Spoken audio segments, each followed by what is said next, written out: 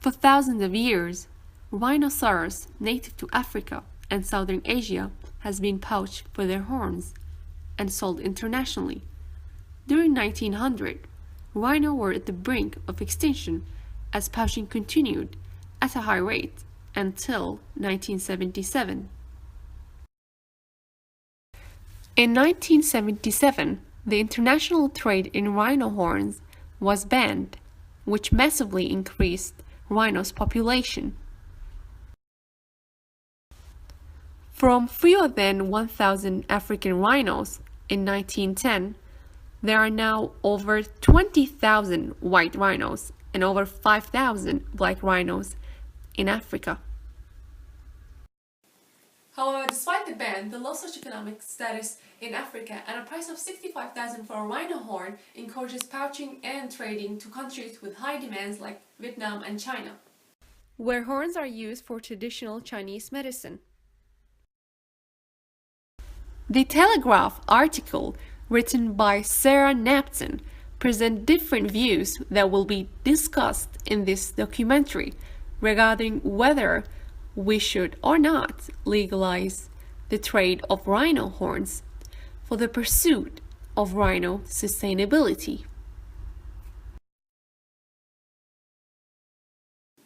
BBC presenter and scientist Adam Hart suggests that legalizing ivory trade equals tougher protection policies, increased population, and boost the socioeconomic status of many African countries. Sarah Napton does not back up his claims with adequate and credible reference.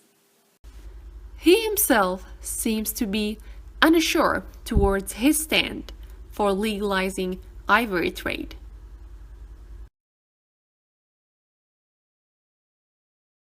The audience would question the credibility of his claims and whether legalizing it is the right path.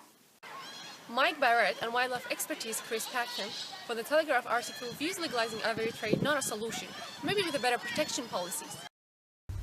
But Chris stresses that it is not possible in African bush. Too much poaching.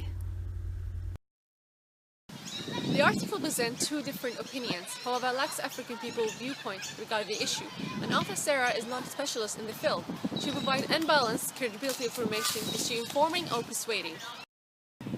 On one hand, Chris Packham is a wildlife expertise, informing the audience with statements acknowledged by many expertise. On the other hand, Mike is a World Wildlife Fund acting executive director, a non-specialist who uses emotive and persuasive language to rally the audience against legalizing rhino horn trade.